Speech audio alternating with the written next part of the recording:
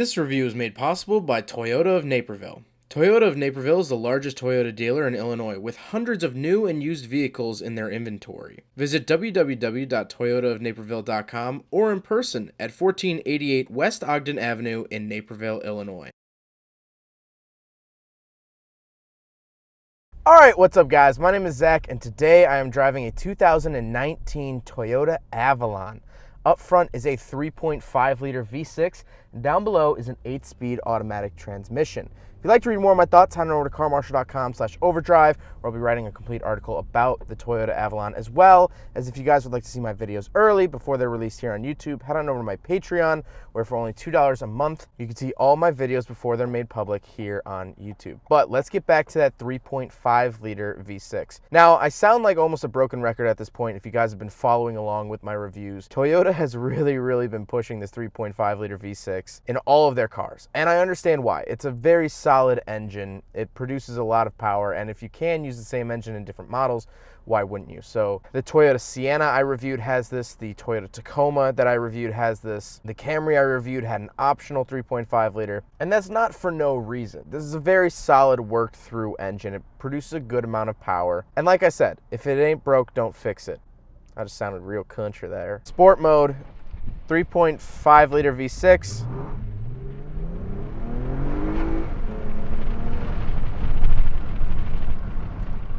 Not bad.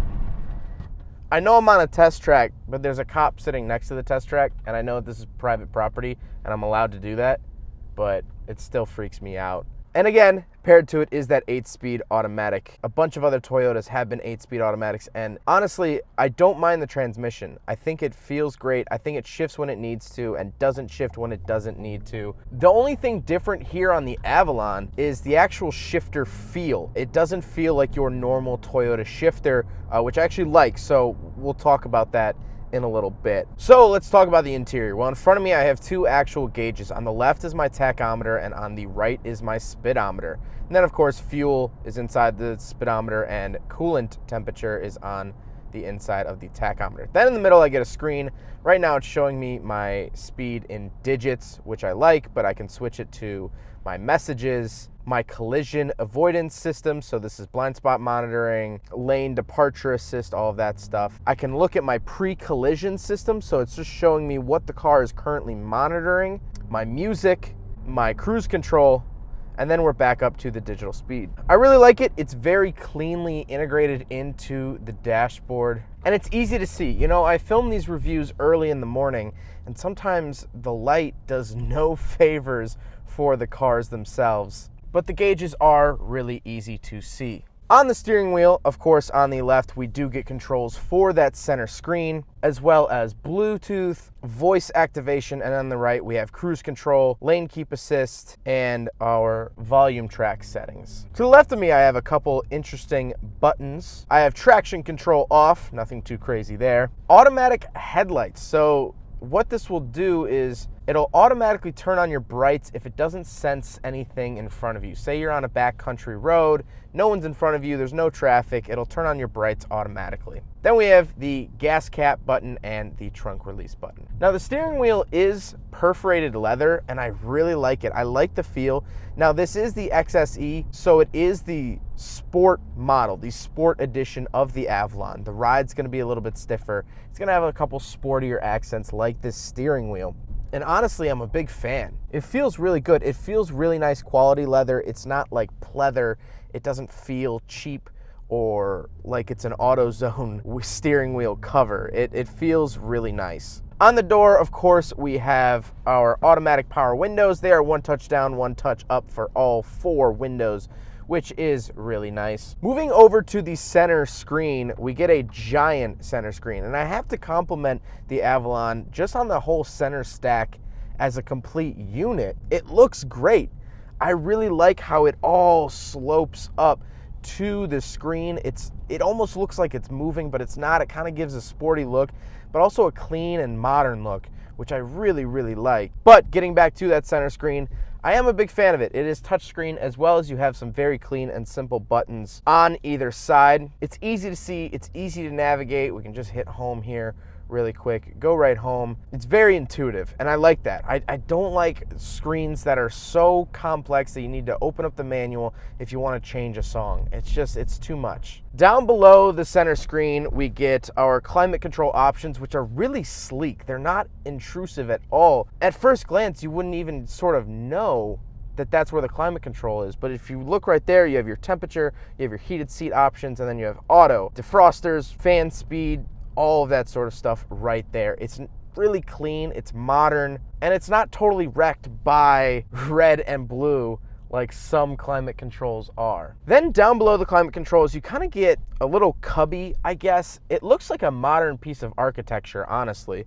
but I guess you could put stuff down there if you'd really like to. Then we get to the shifter. Like I mentioned earlier, we would be talking about it. The shifter feels great. It's not like a standard Toyota shifter where you have to kind of like move it, like almost zigzag it to get it into gear. And the reason they do that zigzag into gear is that's a lot easier than making a automatic lockout or having a button on it that you press the button and then you put it into gear like you get in the Avalon. So this is actually, I guess, a more expensive shifter, which is probably fractions of a penny more expensive.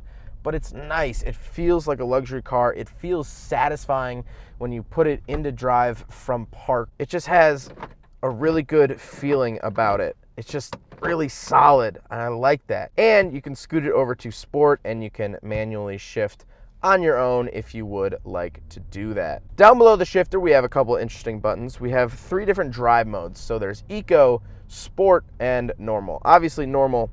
Eco, it's gonna get you better gas mileage. And then of course, Sport is going to sharpen up those gear changes, let you get a little bit extra power out of that 3.5 liter. Down below Eco, Normal, and Sport, you have brake hold, and then your parking brake, which is electronic. Then I have 2 cup holders, which are not the same shape, interestingly enough. And then a pretty nice center console with 2 USB chargers, and then your USB and aux input for the center screen. Now, there is a back seat, so we will do a back seat review. All right, so we are in the back of the Toyota Avalon. First thing you'll notice getting in is the extra legroom. I talked about it in my Toyota Camry review, that the Camry gets more legroom than the Corolla. Well, the Avalon gets more legroom than the Camry. So if legroom in the back is one of your biggest shopping items, definitely take a look at the Avalon. I can fully move my knees without even touching the seat, and that's in my current driving position. Headroom is really good. I'm about 5'10", 5'11", and so I have no issue with the headroom back here. I do have JBL speakers in the doors. I also have JBL speakers up front, but I forgot to mention that in the upfront review. But JBL speakers in each door. I have my automatic power windows, 1 touch down, 1 touch back up. I have LED lights back here. I do have a center armrest that has 2 cup holders. And then actually this sort of bar here, which I guess you could put like a phone or iPad, it looks about that size. I have 2 USB chargers down on the center console as well as my own vents, but the chargers, that's huge. Whenever I drive people, I always get, "Can you plug my phone in?" And it's annoying. So whoever's riding in the back, they can plug their own phone in without having to bother me while I'm driving.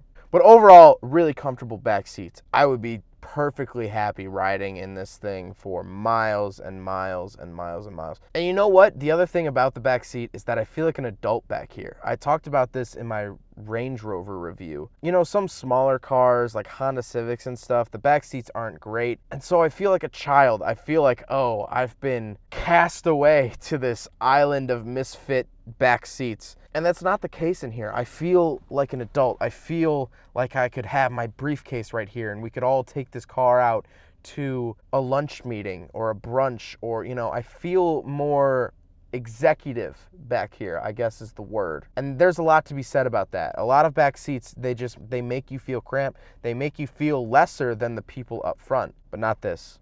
Thanks, Toyota, for not making me feel like a lesser for sitting back here. And overall, I really, really dig this interior. First of all, it smells like a luxury car because you get so many different materials in here. And I've been saying this in my recent reviews. It's really sort of dawned on me that if you want to make a car feel luxurious add a couple different materials. I think the multiple materials really makes it feel like a luxury car. Think of any rental car you've ever gotten. Let's just say a base model Kia Soul. I will guarantee you that that whole interior is plastic. Probably even the seats are some form of plastic. And that feels base. We've all been taught that that feels like a base model, but this, it feels nicer. There's this nice carbon fiber looking, it's not carbon fiber, but sort of carbon fiber looking bar that goes across the dash, and then your vent is integrated into that, and then there's this leather that's wrapped and stitched on the dash. The seats are very, very comfortable. They as well are leather, but perforated leather, so you get that sportiness. I mean, even the stitching design on the seats looks really cool. So let's talk about the looks. I think the Avalon looks really, really good. Now, I apologize. It's really hard to film black cars on days like this where the sun is super bright. It's hard to film these, but the car looks great. I love the front grille. I think it looks aggressive. I think it looks sleek. I think it looks good. And I also like the back. I like the long, unbroken taillight. It reminds me of the Lincoln Mark 8 that I recently reviewed with its long, unbroken taillight. There's just something about long taillights that scream luxury. The brand new Cadillac Escalade has taillights that go up to the ceiling. I don't know why big taillights mean luxury, but I guess it carries on here with the Avalon. This is a really, really nice car, and I think that's what I'm getting at. I honestly, genuinely think that the Avalon is one of the most overlooked Toyotas there is. And to be fair, once you get up into this price range, you're really into Lexus price range. So why wouldn't you want to get a Lexus? Well, some people don't want the flashiness of a Lexus. Lexuses are known for being nicer vehicles. They're more upscale. Lexus's name carries more weight and luxury than Toyota's name. When Toyota comes up, you think of a Corolla or a Camry, but you don't think of the Avalon. And honestly, I've driven BMWs, I've driven Mercedes, I've driven Audis that aren't as nice as this Avalon, that don't feel as luxurious as this Avalon. And I'm saying that about a Toyota, I'm saying that about an Avalon, is that it's nicer than some of the BMWs that I've driven. And I think the biggest issue with this car is that people just don't know about it. The whole reason I'm doing this review is because, as you guys know, I've been filming with Toyota of Naperville, and I've been going in and I've been reviewing a bunch of their used cars, a bunch of their new cars, all of this stuff.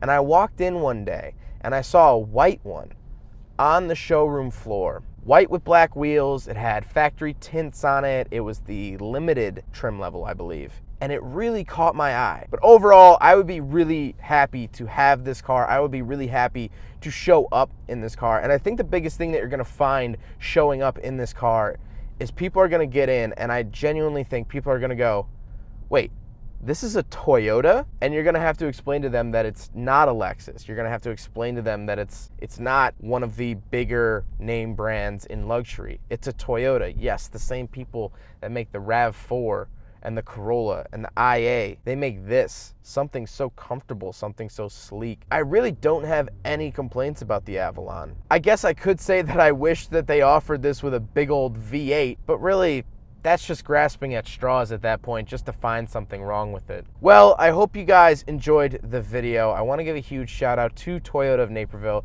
You guys know them by now. They've been helping me out with these reviews. They have an awesome event going on right now. If you go to Toyota of Naperville and test drive any car, they will donate $20 to Turning Point, which is a autism foundation to help kids and families struggling either in public schooling or just in general with autism. So, celebrating Autism Awareness Month, Toyota's doing that. I think that's absolutely awesome. And so definitely go check that out. All you guys have to do is literally just test drive any car. You don't even have to buy it. Just test drive any car at Toyota and say that you want to help out with the Autism Foundation, and they will donate $20. I think that's really cool. And a couple dealerships here in town are doing it, and you know, it's just, that's the progress that I like to see in the world. So, hope you guys enjoyed the video. Hope you guys learned something about the 2019 Toyota Avalon. Don't forget to rate the video, comment on the video, and subscribe if you really liked it. Take care, guys. There goes a sight from my soul.